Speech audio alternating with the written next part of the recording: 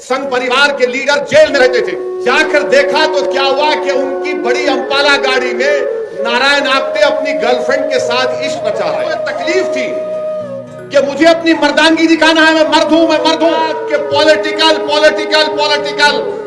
ये गोडसे के जितने मौजूदा चेले हैं जो इख्तिदार की कुर्सियों पर बैठकर भारत में हिंदू और मुसलमानों की नफरत पैदा कर रहे हैं, ये गांधी के मानने वाले, अंबेडकर के संविधान के मानने वाले नहीं, ये नेताजी सुभाष चंद्र बोस की कुर्बानियों को मानने वाले, ये जौहर बरदरान और मौलाना अबुल कलाम आजाद की कुर्बानियों को मानने वाले नहीं, गोडसे के जानशीन है। और ये तमाम गोडसे के जानशीनों ने ही ये तमाम दिल्ली की सड़कों पर सिखों का कत्लेआम किया।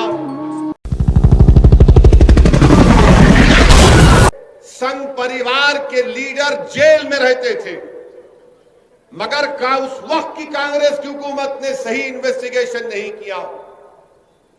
आज भी गांधी के कत्ल का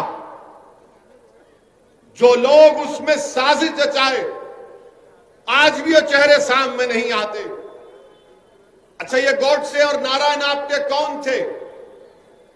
ये नारायण आप्टे एक दीक्षित महाराज के पास गया, दोनों गए, गोडसे और नारायण आप्टे, जाकर कहा कि दीक्षित महाराज, हम निजाम की पैसे लूटेंगे, तुम्हारे पास बड़े बड़े गाड़ियां, हमको बड़े बड़े गाड़ियां दे दो। तो दीक्षित महाराज ने कहा लेकर जाओ, और कई दिन हो गए। तो महाराज ने कहा कि बेटा क्या हुआ, बड़ी गाड़ी तो लेकर चले गए, बोले अभी कर रहे। बाद में दीक्षित महाराज को समझ में नहीं आया तो गए, जाकर देखा तो क्या हुआ कि उनकी बड़ी अंपाला गाड़ी में नारायण आप्टे अपनी गर्लफ्रेंड के साथ इश्क रचा रहे हैं। भाई हट जाइए, भड़काऊ भाषण हो रहा है, बीच में नहीं आ रहा। ये हिस्टोरिकल फैक्ट है, हिस्टोरिकल फैक्ट है। मैं बिल्कुल सच्चाई से कह रहा हूं। वो महाराज बोले ये क्या है, तुम तो गाड़ी लेकर गए थे निजाम के पैसे लूटने के लिए, और तुम यहां पर अपनी गर्लफ्रेंड के साथ हमटी डमटी मनी हनीमून क्या कर रहे? ये एक पहली मिसाल।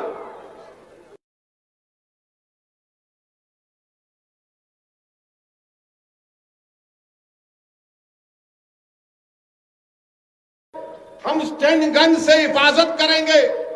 अक्सरेती तबकों की स्टैंड गन ले लिए, उसको कॉक करना नहीं आया, इस्तेमाल करना नहीं आया। ये इनका बैकग्राउंड। और गोडसे का और एक बैकग्राउंड सुनो आप। गोडसे इस भारत देश का, आजाद भारत का सबसे पहला टेररिस्ट। और गोडसे जब पैदा हुए तो उनके मां बाप ने उनके नाक में नाक की बाली डाली, और कई साल तक उनको बच्चियों के कपड़े पहनाए, क्योंकि उनसे पहले कई बच्चे होते थे, इंतकाल हो जाता था। तो मां बाप ने समझा कि नाथूराम को, इनका नाम नाथूराम नहीं था, वो नथ डालने से नाथूराम हो गए। तो कई साल तक उनके मां बाप ने उनको बच्चों के कपड़े पहनाए, उसके बाद उनको भाई पैदा हुए। तो गोडसे को एक तकलीफ थी कि मुझे अपनी मर्दानगी दिखाना है, मैं मर्द हूं। उसको एक जहन में पैदा हो गई थी बात, ये नफ्सियात का शिकार हो गया था। इसलिए गोडसे ने अपनी मर्दानगी को दिखाने के लिए जहर आलूदा माने हेटफुल आइडियोलॉजी को अपनाया, और गांधी के सीने में 3 गोलियां दाग दी। बताइए आप कि 28 जनवरी तक गोडसे और नारायण आप्टे के पास पिस्टल नहीं था, बंदूक नहीं थी। अगर मैं गलत ना कहूं तो 9mm बेरेटा पिस्टल था वो। ग्वालियर का एक शख्स इन लोगों को पिस्टल दिया, और कोर्ट में जो पिस्टल, जो हथियार गोडसे के हाथ में दिया, वो छूट गया। जिसने गोडसे को वेपन दिया गांधी को मारने का, वो बच गया। आप बताइए फिर ये क्या हो रहा है? गोडसे ने और नारायण आप्टे को सजा हुई, उनको फांसी हुई।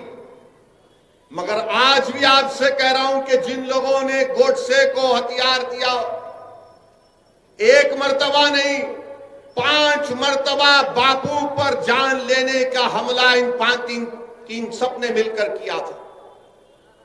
एक मर्तबा नहीं 5 मर्तबा, और 5वीं मर्तबा इनको कामयाबी मिली। मुंबई का एक पुलिस का अहदेदार था, नाम याद नहीं आ रहा, उस वक्त मोरारजी देसाई वहां के होम मिनिस्टर थे। उसने जाकर कहा कि गोडसे मुलविस है, सावरकर का इन्वॉल्वमेंट है। तो मोरारजी भाई ने कहा क्या कह रहे हो, ये पूरी आग लग जाएगी, खामोश हो जाओ। कपूर कमीशन में पूरा खुलकर आ गया कि कौन कौन से लोग थे। मेरे अजीज दोस्तों और बुजुर्गों, अगर आज भी भारत में गांधी से मोहब्बत करने वाले हैं तो याद रखो, मैं तुमसे कह रहा हूं, या तो ये देश अंबेडकर के बना हुए संविधान पर चलेगा, ये देश गांधी की कुर्बानियों को रायगा जाने नहीं देगा, ये देश हमारे मुजाहिदीन आजादी जिसमें नेहरू, मौलाना अबुल कलाम आजाद, जौहर बरादरान, सुभाष चंद्र बोस, ऐसे कई लोग थे जिन्होंने अपना खून पसीना बहाया। 1 साल 2 साल नहीं 10-10 साल 8-8 साल जेलों में अपनी जिंदगी गुजारी। इन लोगों की कुर्बानी को अगर आप रायगा देना चाहते हैं और इस मुल्क को गोडसे के रास्ते पर लेकर जाना चाहते हैं तो यकीनन ये हम तमाम के लिए शर्मिंदगी की बात होगी कि गोडसे नफरत का पैगाम देता था। गोडसे नफरत की बुनियाद पर गांधी को मारा। गोडसे इस मुल्क को हिंदू राष्ट्र बनाना चाहता था। और मैं ये इसलिए कह रहा हूं कि जब गांधी के कत्ल के चंद दिन के बाद गांधी के बेटे दिल्ली के पुलिस स्टेशन में जाकर गोडसे से मुलाकात किए, वो देखना चाहते थे कि कौन है वो शख्स जिसने मेरे बाप का कत्ल किया। वो समझ रहे थे कि कोई दिखने में बड़ा डरावनी चेहरा होगा, हैवान होगा, मगर जब जाकर देखा तो कहा किसने मारा मेरे पिता को, तो कहा ये खुद आवाज आई कि मैंने तुम्हारे बाप को गोली मारी, मेरा नाम नाथूराम गोडसे है। क्यों मारी, गांधी के बेटे ने पूछा। तो क्या जवाब दिया गोडसे ने, कोई वजह नहीं, सिर्फ पॉलिटिकल वजह है। अब समझ में आई तुमको बात कि पॉलिटिकल। ये गोडसे के जितने मौजूदा चेले हैं जो इख्तिदार की कुर्सियों पर बैठकर भारत में हिंदू और मुसलमानों की नफरत पैदा कर रहे हैं, ये गांधी के मानने वाले नहीं, ये अंबेडकर के संविधान के मानने वाले नहीं, ये नेताजी सुभाष चंद्र बोस की कुर्बानियों को मानने वाले नहीं, ये जौहर बरादरान और मौलाना अबुल कलाम आजाद की कुर्बानियों को मानने वाले नहीं, ये गोडसे के जानशीन है। और ये तमाम गोडसे के जानशीनों ने ही, ये तमाम गोडसे के जानशीनों ने ही दिल्ली की सड़कों पर सिखों का कत्लेआम किया। ये तमाम गोडसे के जानशीनों ने ही भारत की सरजमीन में हिंदू और मुसलमानों में फसाद करवाया। ये तमाम गोडसे के जानशीन हैं जिन्होंने 6 दिसंबर को बाबरी मस्जिद शहीद की। ये तमाम गोडसे के जानशीन हैं जिन्होंने आसाम में नल्ली का मैसेकर किया। ये तमाम गोडसे के जानशीन हैं जिन्होंने मुरादाबाद में फसाद किया। हर जगह पर अगर देखा जाए तो गोडसे के चाहने वाले हैं, क्योंकि गांधी का जो चाहने वाला है, यकीनन गांधी हिंदू थे, अपने मजहब पर चलते थे, राम को बड़ा मानने वाले थे, मगर गांधी जिस मोहब्बत और अकीदे से राम को मानते थे, ये आज मौजूदा दौर के गोडसे राम के नाम पर मुल्क में नफरत पैदा करना चाहते हैं। क्योंकि जब गांधी को गोली मारी गई तो गांधी ने क्या कहा है, राम कहा। गांधी ने क्या कहा था। इसलिए नौजवानों फर्क समझो, ये गोडसे के जानशीन जो आज हमारे सामने हैं, इनको पहचानो, जो नफरत पैदा करना चाहते हैं हमारे भारत में। इनके पास इख्तिदार होगा, इनके पास ताकत होगी, मगर याद रखो इंसान की तारीख गवाह है कि हमेशा जीत मोहब्बत की हुई है, नफरत को शिकस्त हुई है, और इंशाअल्लाह ताला मोहब्बत गालिब होगी शिकस्त को, और ये नफरत को शिकस्त होगी इंशाअल्लाह ताला। इसीलिए मेरे अजीज दोस्तों और बुजुर्गों, ये बात आपके सामने अर्ज करना बेहद जरूरी था। और ये संघ परिवार के लोग बोलते हैं नहीं, गोडसे हमारे पास नहीं था, कहां से आया, आसमान से टपका उन्हें। गोडसे का भाई का फ्रंट लाइन मैगजीन का इंटरव्यू है संघ परिवार के लोगों।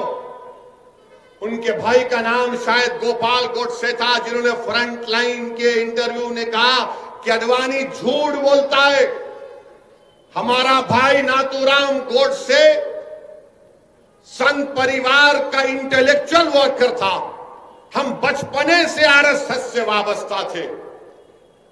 और आप कहते नहीं नहीं, अरे कितना नहीं नहीं बोलेंगे, हर चीज तुम्हारी सामने है, और तुम ये समझ रहे हो कि बिल्ली अगर आंख बंद करके दूध पीती है तो दुनिया नहीं देखती।